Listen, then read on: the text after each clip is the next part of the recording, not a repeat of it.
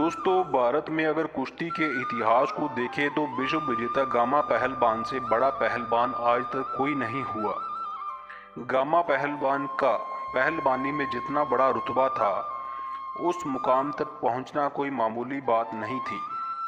ये कहावत है कि बड़े और घने पेड़ के नीचे दूसरा कोई दरख्त पैदा नहीं होता, लेकिन इमाम बख्श पहलवान ने इस कहावत को झूठा साबित कर दिया।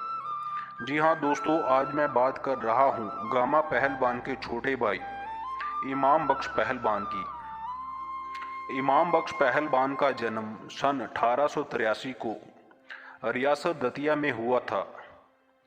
इमाम बख्श अभी 3 ही वर्ष का था कि उनके पिता अजीज बख्श इस दुनिया से चल बसे।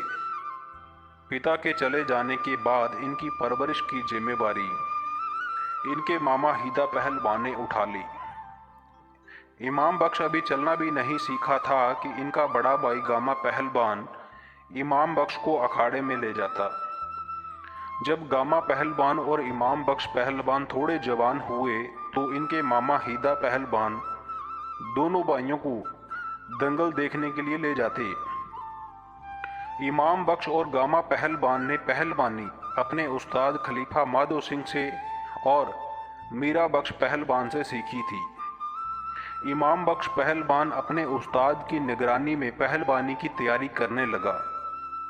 इमाम बख्श पहलवान ने पहलवान बनने के लिए जमकर मेहनत लगाई और खुराक भी खाई। यदि इमाम बख्श पहलवान की खुराक की बात करें तो इमाम बख्श रोजाना खुराक में दूध, दही, बादाम और बकरे का मीट खाता था और मेहनत में 3000 बैठक, 2500 दंड, दौड़ लगाना और अखाड़ा खोता था। इसके बाद 40 पहलवानों के साथ कुश्ती का अभ्यास भी करता था। धीरे धीरे अभ्यास के साथ साथ अच्छी खुराक खाकर इमाम बख्श एक अच्छा पहलवान बन चुका था। सन 1900 के तकरीबन इमाम बख्श पहलवान की पहली कुश्ती जलालपुर जट्टा के पहलवान करमदाद बकरीवाला से हुई थी। इमाम बख्श को इस कुश्ती में हार का सामना करना पड़ा था। इमाम बख्श पहलवान को उनके पहलवानी के जीवन में सिर्फ 2 बार ही पराजय का सामना करना पड़ा। एक तो करमदाद बकरीवाला से और दूसरा फिरोजदीन गूंगा पहलवान से। धीरे धीरे निरंतर अभ्यास से इमाम बख्श पहलवान ने अपने आप को इतना काबिल बना लिया था कि उस वक्त दुनिया में गामा पहलवान के बाद अगर किसी पहलवान की गिनती होती थी तो वह इमाम बख्श पहलवान का नाम था। अब तक इमाम बख्श पहलवान गामा पहलवान के 2 बड़े प्रतिद्वंदियों को चित कर चुका था, जिनमें एक हुसैन बख्श मुल्तानी वाला था जो अपने जीवन में कई बार गामा पहलवान से कुश्ती कर चुका था, लेकिन हारने के बाद वह फिर से गामा पहलवान के सामने आ खड़ा होता था। इमाम बख्श पहलवान ने हुसैन बख्श पहलवान को 7 बार चित किया और दूसरा खलीफा मयूद्दीन पहलवान था। खलीफा मयूद्दीन उस समय रुस्तम पंजाब हुआ करता था।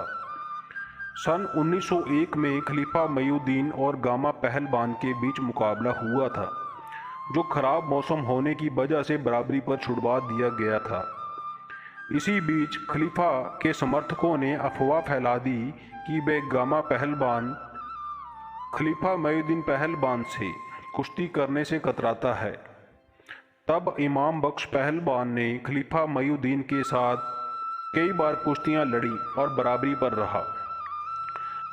सितंबर 1910 में इंग्लैंड में जॉन बुल रेसलिंग चैंपियनशिप होने जा रही थी। बंगाल के एक व्यापारी शरद कुमार मिश्रा ने गामा और इमाम बख्श पहलवान की पहलवानी से प्रभावित होकर उन्हें लंदन भेजने का फैसला लिया।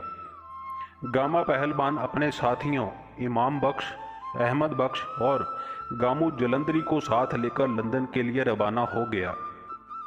लंदन में इमाम बख्श पहलवान ने 40 पहलवानों के साथ कुश्तियां लड़ी और सभी में विजयी रहा और गामा पहलवान वर्ल्ड चैंपियन बनकर वापस लौटा। सन 1918 में महाराजा कोलापुर ने रुस्तम हिंद मुकाबले का आयोजन करवाया और भारत के तमाम नामी पहलवानों को बुलाया, जब ये खबर रहीम बख्श सुल्तानी वाला को मिली तो वह खबर मिलते ही रुस्तम हिंद मुकाबले में भाग लेने के लिए रवाना हुआ। कोल्हापुर में आयोजित रुस्तम हिंद मुकाबला शुरू हो चुका था। इमाम बख्श पहलवान भारत के सब पहलवानों को पराजित कर जब फाइनल मुकाबले में पहुंचा तो उनकी कुश्ती रहीम बख्श सुल्तानी वाला के साथ हुई। कुश्ती के दौरान बदकिस्मती से रहीम बख्श सुल्तानी वाला की पसली टूट गई।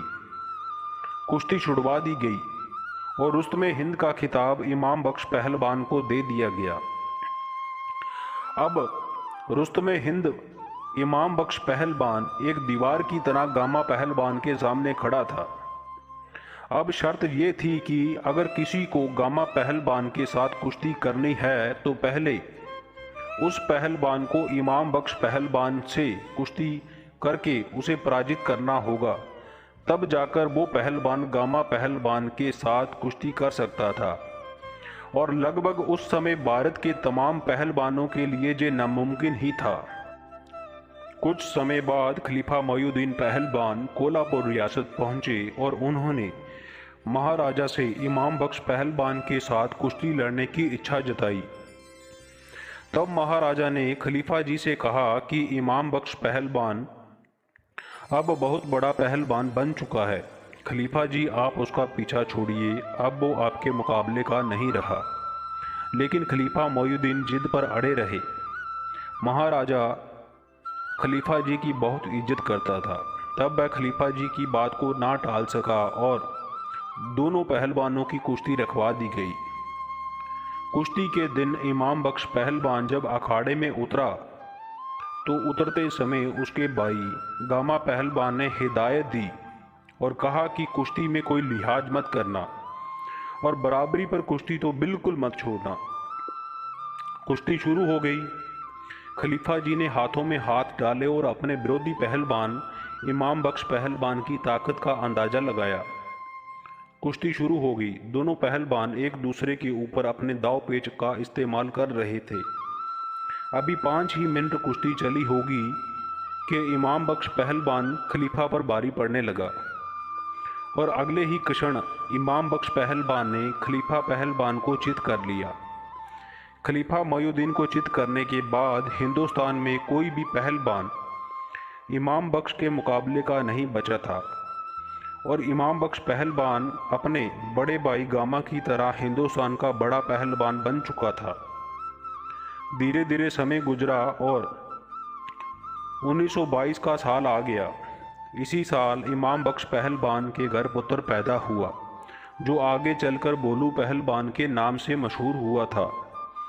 जब इमाम बख्श पहलवान के मुकाबले का पूरे हिंदुस्तान में कोई भी पहलवान ना बचा तो इमाम बख्श पहलवान को इस बात का घमंड हो गया और वह पहलवानी का अभ्यास छोड़कर धीरे धीरे चर्च का आदी हो गया। समय किसी के लिए नहीं रुकता, वह अपनी रफ्तार से धीरे धीरे चलता रहा। साल 1924 में हिंदुस्तान में एक और बड़ा पहलवान पैदा हो चुका था जो भारत के तमाम नामी पहलवानों को चित करके गामा पहलवान की ओर बढ़ रहा था।